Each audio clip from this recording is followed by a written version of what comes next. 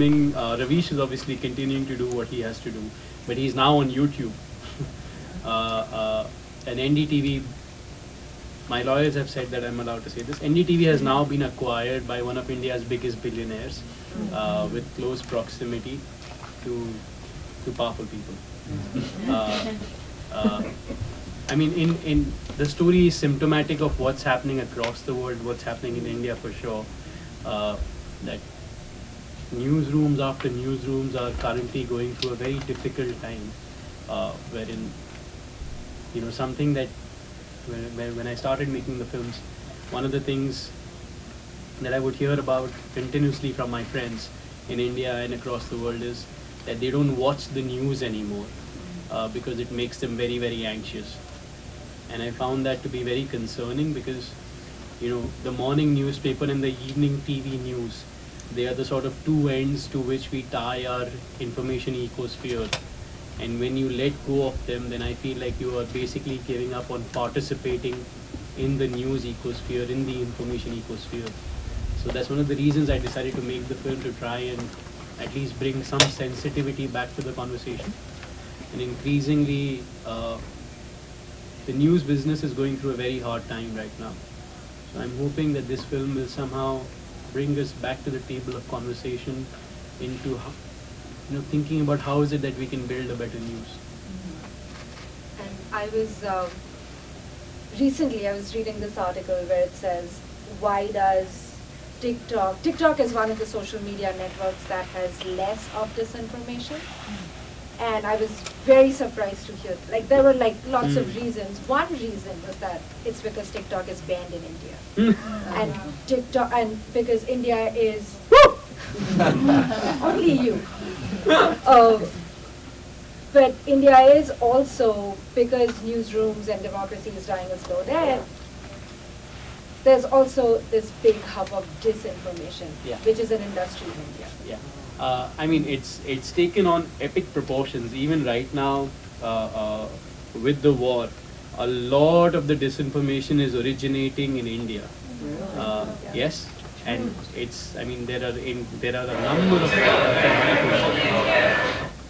everything is happening, guys. This is an art. This is a performance. What's my background? That's a good question. Or what were you passionate about that put you, for sure. gave you this purpose? The thing is, many years ago, I decided to become a filmmaker because I believe that films could make the world a better place. My idealism has since been challenged many times.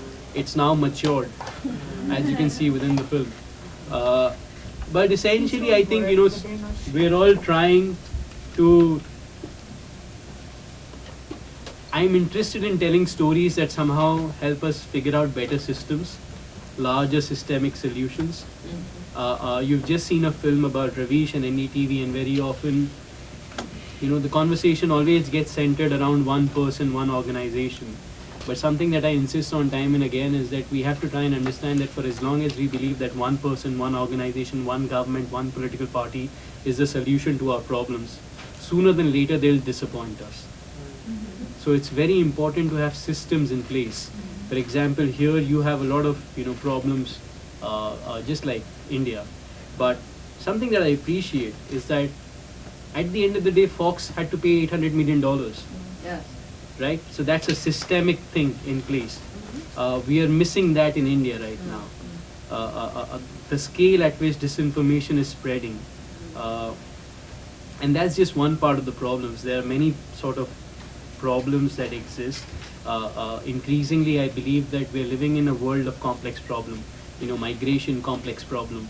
The pandemic is a complex problem. We lived for 2 years in a pandemic. And the number of newsrooms that train their journalists in pandemic reporting is very less, because of which our journalists are simply not armed to deal with complexity. We believe that in this theater, just like in a newsroom, because everybody is wearing the same clothes, you think they have access to the same information systems. They don't. All of us come from vast, unequal backgrounds. So the idea is that you have to tackle complexity. there is like multiple levels at which this problem needs to be tackled, and I'm hoping that my films will make, I like watching films where that you leave the theater feeling like I need to do something. I hope this film does that for people and makes them walk towards larger systemic solutions.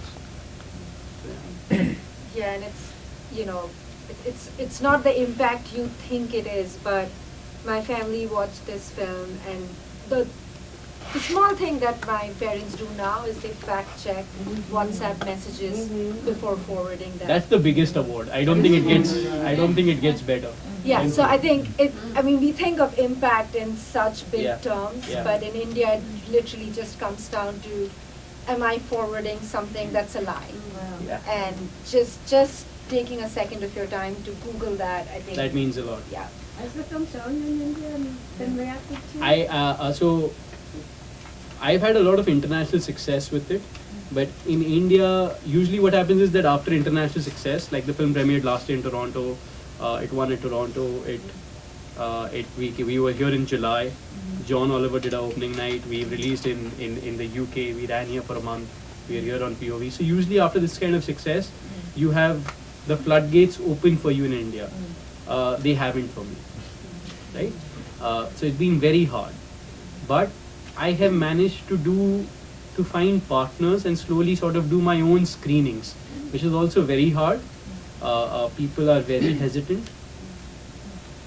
But for example, right now, one of the biggest Indian film festival exhibited the film. And I'll be honest with you, that screening we tore the roof off in terms of the people who were there, in terms of like when my protagonist walked on stage, it was like a rock star. Because people are also waiting to come back and sort of feel that, feel connected with each other. So there's a lot of love for the film, which I'm very grateful for.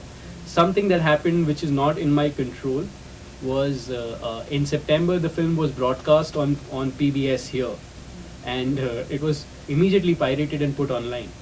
And so the film has been seen via piracy very widely in India. Like, did your parents watch it via piracy? No, they watched it with the link you sent me. But Excuse me. it's been seen via piracy much higher, and the benefit of that is that at the Bombay screening, at the Bombay premiere, there were 10 students who came to me and they said that their teacher had made the film a part of their curriculum. Wow. But the teacher was feeling guilty that they had seen the film via the pirated copy. So they had sent all the students to the screening. So that I take great respite. Yeah. That it's already, the film is already having its own legs and walking amongst the people. They're screening the film in their college canteen. They're screening it in their housing societies. So I haven't made money, but the film has found distribution. The award that Ravish won. Sure. What's the history with that award, and who was behind giving him the award? I think that award is run by an organization based in Indonesia. If I'm not wrong, it's a very famous award. It's given out to activists, writers, and the kinds across the South Asia region. It's unfortunate, but they call it the Asian Nobel because we like having the Asian version of most American things. So yeah. Where was he when the award was given? Sorry? Where was he when the award was given? It was given in 2019. Where was I don't remember the exact location. I think it was in Indonesia, but Kuala Lumpur, Okay. from what I remember. Yeah, it's a Southeast Asian Human Rights Award, which, for context, Mother Teresa also got many years ago. I think we're at time. Thank you so much for. Did we have more questions? We can take one more. How long did it take you to make the film? 2 years to shoot, 2 years to edit, 1 year on the road promoting. Thank you for sticking by.